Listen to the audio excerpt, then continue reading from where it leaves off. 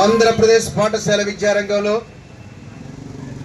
September 5కి 4 రోజుల ముందు 1/9/25 నాడు సుప్రీంకోర్టు ఇచ్చినటువంటి జడ్జిమెంట్ ఏదైతే ఉందో ఆంధ్రప్రదేశ్ పాఠశాల ఉపాధ్యాయులకి ఇది చాలా ఇబ్బందిగా, చాలా మానసిక ఒత్తిడి గురిచేసిగా ఉన్నది.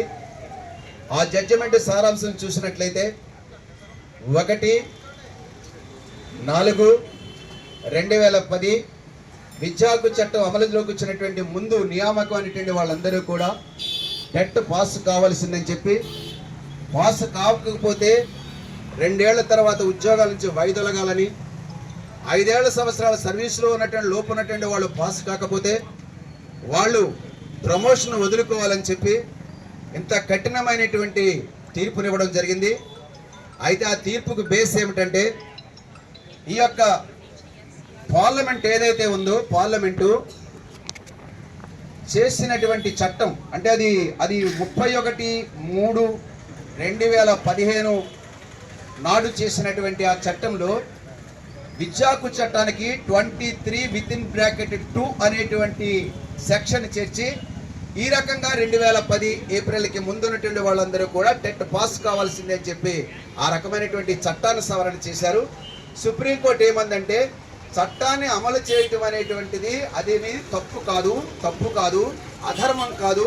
అందువల్ల పార్లమెంట్ చేసినటువంటి చట్టానికి అనుగుణంగానే, ఆ చట్టం యొక్క నిబంధనకు అనుగుణంగానే మేము ఈ తీర్పునిస్తున్నామని చెప్పి సుప్రీంకోర్టు ఈ రకమైనటువంటి జడ్జిమెంట్ చేసింది. అయితే దీని మీద అనేకమైనటువంటి రాష్ట్ర ప్రభుత్వాలు రివ్యూ పిటిషన్ వేసినాయి. ఆంధ్రప్రదేశ్ కూడా రివ్యూ పిటిషన్ వేయాలని చెప్పి ఉపాధ్యాయ సంఘాలన్నీ పట్టుబడుతున్నాయి. అయితే ఈ రివ్యూ పిటిషన్ వేసినప్పుడు మరి సుప్రీంకోర్టు ఆల్రెడీ ఒకసారి తీర్పు ఇచ్చింది కాబట్టి మళ్ళా అదే రకమైనటువంటి తీర్పు వస్తే అప్పుడేం చేయాలనే ప్రశ్న కూడా వస్తుంది. అందువల్ల ఈ యొక్క తగాదాకి, ఈ పంచాయతీకి పరిష్కారంగా మేము అంటే ఆంధ్రప్రదేశ్ ఐక్యోపాధ్యాయ ఫెడరేషన్ కావచ్చు, ఇతర ఉపాధ్యాయ సంఘాలు కావచ్చు చేస్తున్నటువంటి ఆందోళనని ఈ రాష్ట్ర పాఠశాల విద్యాశాఖ మంత్రి, ముఖ్యమంత్రి అర్థం చేసుకోవాల్సిన అవసరం ఉంది. అలాగే పైన కూడా ఈ యొక్క అలయన్స్ లో కూడా మీరు కూడా ఉన్నారంటే విషయం మేము చెప్పదలిచింది.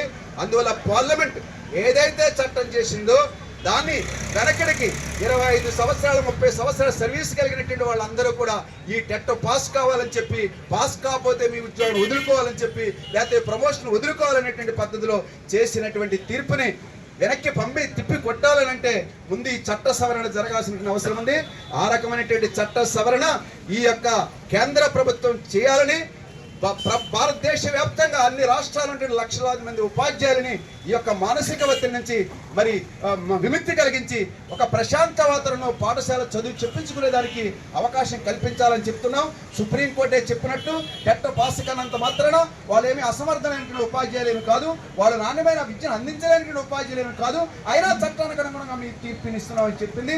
ఈవేళ టెట్తో పరిస్థితి సంబంధం టెట్ ఎప్పుడో 20-30 సంవత్సరాల నాటి సిలబస్ ఏమిటి, ఇప్పుడు ఆ యొక్క మార్కుల పర్సెంటేజ్ ఏమిటి, 35, 40, 50, 60% తోటి పాస్ అయితేనే మళ్ళీ టెట్ పాస్ అయినట్టు చెప్పడం ఏంటి? అది కూడా పాస్ మార్కులు భిన్నమైనటువంటి విధానం కూడా. అందువల్ల ఇవన్నీ కూడా చాలా అసమంజసంగా ఉన్నటువంటి పరిస్థితి ఉన్నది. అందువల్ల చట్ట సవరణ చేసి ఉపాధ్యాయులకి ఈ టెట్ నుంచి విముక్తి కలిగించాలని చెప్పి ఈ కేంద్ర ప్రభుత్వాన్ని దానికి అనుగుణమైనటువంటి చర్యలు చేపట్టాలని రాష్ట్ర ప్రభుత్వాన్ని డిమాండ్ చేస్తూ ఉన్నాం.